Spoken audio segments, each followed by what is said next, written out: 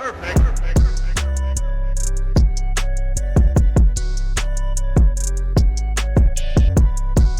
happening, gang? It's your boy Retro back again with another reaction video. Yeah. Today we got another huge update, guys. We're seeing this update piggybacking on our last one over that corrupt state of New York, that DA Alvin Bragg and that charade case brought about by him and his partner in crime, Juan Merchan, guys. That Stormy Daniels hush money case is what we've been calling it, guys. We've got another monstrous update that's going to flip this case upside down on his head, heading towards either, Judge Juan Merchan having to recuse himself, stepping off the case, or either this thing, getting completely tossed out, heading towards a mistrial. Based on these next updates, got testimony coming from Mike Avenatti, once again, that ex-attorney of Stormy Daniels, who's been ruining this whole parade for, DA Alvin Bragg and that Juan Merchan, coming forth with even more evidence. In this next update, I'm excited to get into the update and see exactly what he has to say now, what's foiling the plans of DA Alvin Bragg and that Juan Merchan. So we're going to get straight into the clip, and I'll get my thoughts on the back end, guys. Definitely stick around until the end so I can get my thoughts on the back end. And also, YouTube, push this video out. Definitely stick around until the end, you guys. But let's get straight into the clip. Before we do that, though, make sure you guys hit that like button for me and also hit that subscribe button as we're on the road to the truth. Hop aboard for the journey. Let's get into it, y'all. We are documenting the Stormy Daniels Trump trial under Alvin Bragg in New York. As it's about to have the wheels fall off, that's what everyone's predicting as this thing is unraveling. Trump himself is asking for a mistrial, but he says things. And we're going to get to a document that Avenatti wrote, that Michael Avenatti is Stormy Daniels' ex-lawyer, and he just completely destroys her. He's the one that says that she's on not only a witch hunt, but is extorting the president for money. Welcome to Doug in Exile. I'm Doug. We're in exile. That just means, kicked out of the fashionable areas of the world, like Hollywood, like my art department. And we're over here bringing you the truth of the news, trying to get the biggest, most significant, say 3 or 4 stories about Trump, about culture, about America. Some of it's weird, but it's mostly I'm just trying to inform you. 4 videos a day. I work really hard, 6 days a week. So subscribe and ring that bell. And every time we post a video, boom, it'll get delivered to you and you'll know about it. Let's watch this video clip on the Trump trial in New York. Daniels, interestingly, she said she was editor of her high school paper. This is about recounting Stormy Daniels on trial, where they brought up that she was editor of the high school paper. Any other details that might be important about Stormy Daniels? And in the 4-H club, because, of course, it's pretty well known about her. She really loves horses. She loves just a country girl in the 4-H club. Any other details about Stormy Daniels' life we might need to know? She bought a horse farm, and that's actually at risk because of all the legal money that she owes Trump. Well, she has a horse farm at risk. I don't know how she ever got the money to afford that horse farm. This poor girl, she just seems to be a regular farm girl. Just grew up raising horses, editor of the yearbook. Okay. Here's Trump on Truth Social. The prosecution, which has no case, has gone too far. Mistrial, he's saying. He's using all caps again. I wonder, when Trump needs to say something in all caps, what does he use, since he's already used all caps? Here's Trump's statement coming out of the court case today. Are you a victim of extortion? That's the news press trying to get Trump to respond to them so they can get their money clip. He's going, are you a victim of extortion? Which, by the way, Trump's been saying for the last couple of days. He goes, I'm a victim of the extortion. The press guy thought that he could get Trump to answer his question if he agreed with him. But instead, Trump just takes it in a whole other direction and just beats the living heck out of Biden. The country is on fire. There are protests all over the country. I've never seen anything like this.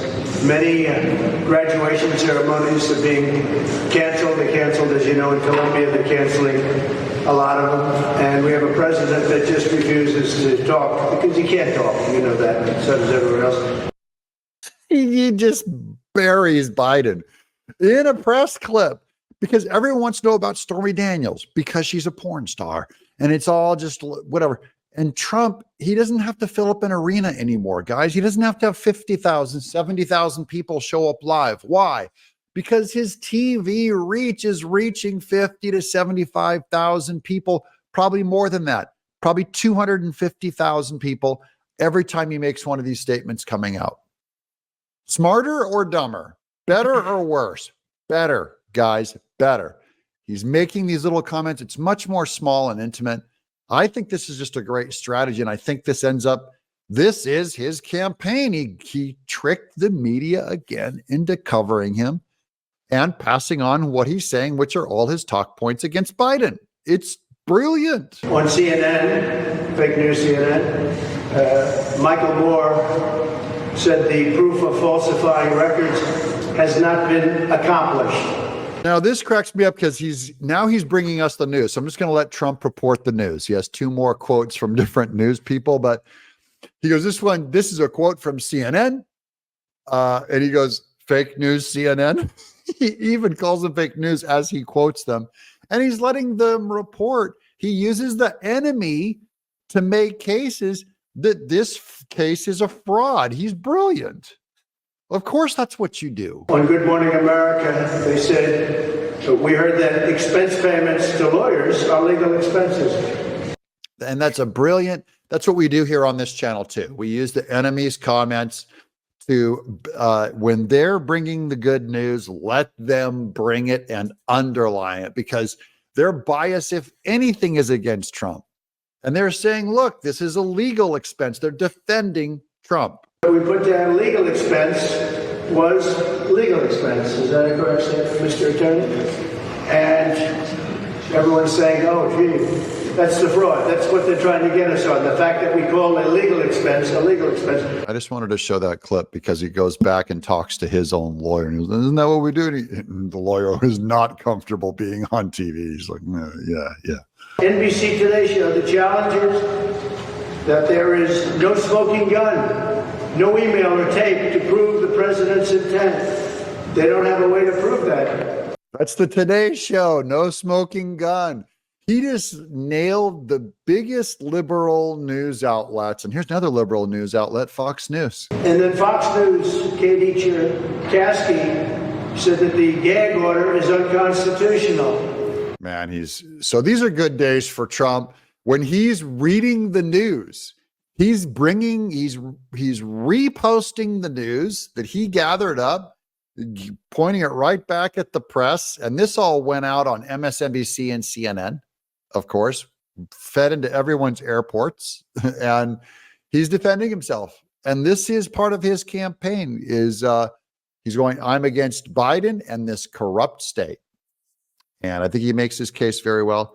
Here's our last clip here on Stormy Daniels. Just one thing that I've been sort of noticing as this has gone on is that there have been a couple times where she seems to be cracking a joke, trying to get a reaction from the jury. And our reporters in the room have noted that the jury hasn't seemed to respond to that. No, they're taking their job seriously. Stormy Daniels went on testified today, and she's cracking jokes. And as they say in their own words, CNN said the jury didn't laugh. You know, that's called dying on stage, which Stormy Daniels is used to doing something different on stage than dying. Here's the document by Michael Avenatti, who used to be her lawyer, and he's serving time in prison and all that, because they're all this is all corruption, guys. This is all the dark underbelly of everything. Says, will DA Bragg or others charge Stormy Daniels with fraud and falsification of business records? Wow, look at that. That's her ex-lawyer statement of Michael Avenatti. Last June, I was contacted by producer Sarah Gibson, who requested that I assist with a documentary about my former client, Stormy Daniels. I had fired Daniels as a client as of February of 2019. On June of 2023 at 12 p.m. Pacific time, I spoke with Miss Gibson by phone on a recorded line and asked her a number of questions so I could determine whether I would agree to participate. I was particularly interested in knowing whether the project was going to be legitimate and fair, or instead a puff piece designed to put Daniels in a favorable light while ignoring facts and trashing me and Donald Trump. So remember, Avenatti used to be Trump's enemy, And now they're doing a documentary on Stormy Daniels. He just wanted to see if it was going to be fair. I wanted nothing to do with the project if it was the latter, merely trashing Avenatti and Trump, right? Because they were going to use this documentary that came out about Stormy Daniels to puff her up and then prosecute Trump. My first question is to Ms. Gibson we spoke whether Daniels was being paid for the documentary. Was she being paid? They did a documentary on me at Canon Press. I did not get paid. Okay. So you can't influence me. I asked this question because if she was being paid for the doc, it would be a clear indication to me that the project lacked integrity, would be one-sided and controlled by Daniels. Ms. Gibson told me that Daniels was being paid for the documentary, but that because she owed Trump hundreds of thousands of dollars from a judgment Trump was trying to collect from Daniels, Daniels, Gibson, others, had come up with a plan that would allow Stormy Daniels to be secretly paid while the same time keeping the payments from Trump and his attorneys. See that? This is what they're accusing Rudy Giuliani of, by the way, that Ruby Friedman, these people want their money from Giuliani. So they're doing all this exploration on where's your money going. Anytime he gets money come in, they want to know how it came in to make sure he's not redirecting it around people he owes money to. Well, the same thing with Stormy Daniels. If they found money in her coffers, she would owe it to Trump. Okay. And because of a lawsuit she's already lost with him. Well, she was trying to secretly get paid for this documentary without it showing up on her books. This is the same kind of money laundering that Alvin Bragg is going after Trump for, but he won't go after Stormy Daniels, of course, for doing the same thing. Okay. Keeping the payments from Trump and the attorneys, among other things, she told me they had fictionally quote unquote, optioned the rights to Daniels' book and then routed the money Daniels demanded through a fabricated quote unquote trust that had been set up in the name of Daniels' daughter. So she's using her daughter, hiding behind her, which we've heard her pump on other TV shows, all to hide the money from Trump and avoid paying the judgment. She's dirty.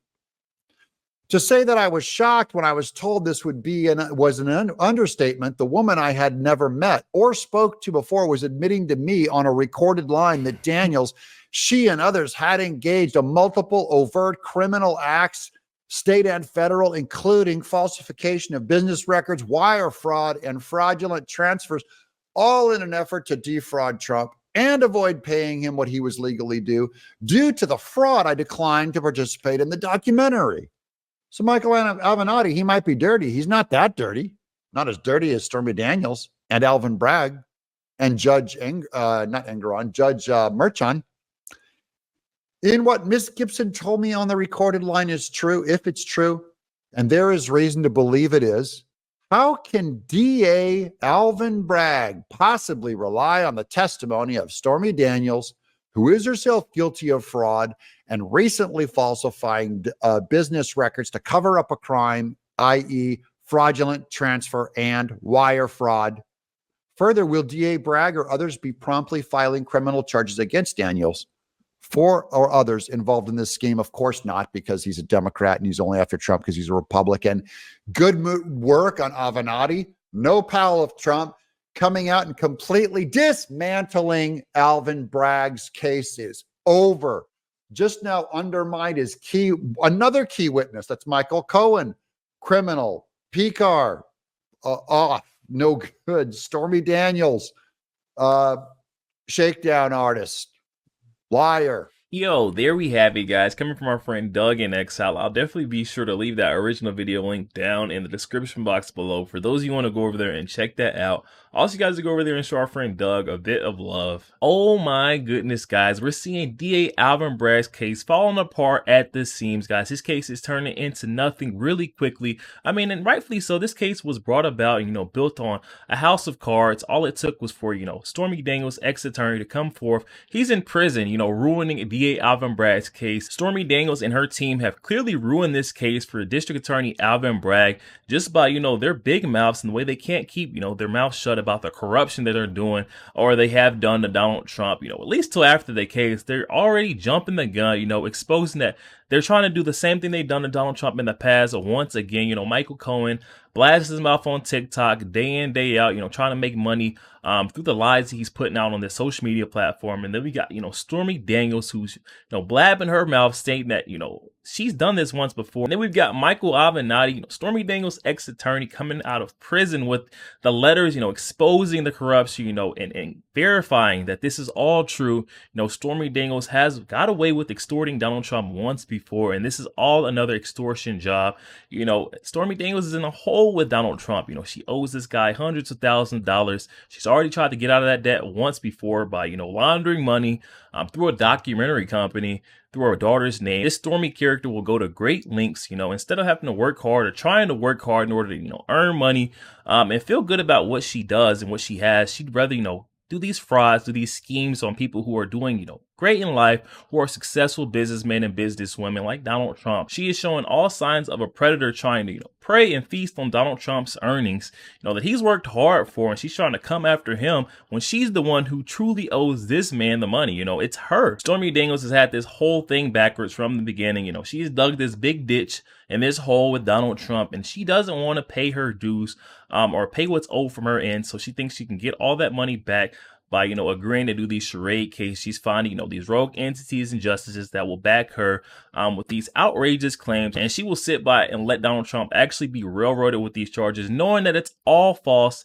and wrongfully brought about just so she can, gain some more, monetary capital on his name and on his merit. I mean, this just isn't right. And that's exactly why we got Michael Avenatti writing those letters, exposing her. He's not even Donald Trump's, ally. He is once an enemy of Donald Trump. Now seeing that they're, this is a blatant witch hunt charade case. He's like, I can't sit here in my jail cell and let this happen. I can't let this guy be politically persecuted by this, this lady Stormy Daniels, this rogue district attorney Alvin Bragg. Avenatti stating that something had to be done. So he's been writing these letters in, and honestly, it's tearing this case and flipping it upside down on top of its head. He's causing a big commotion by submitting all this evidence and exposing the true nature of this case in Stormy Daniels. Not to mention that the testimony of these witnesses have been tarnished in this case at DA Alvin Bragg's also. So, I mean, this thing is gearing up to get tossed out. I don't know, guys. I think we may see a mistrial in the very near future. You guys definitely have to hop in the comment section.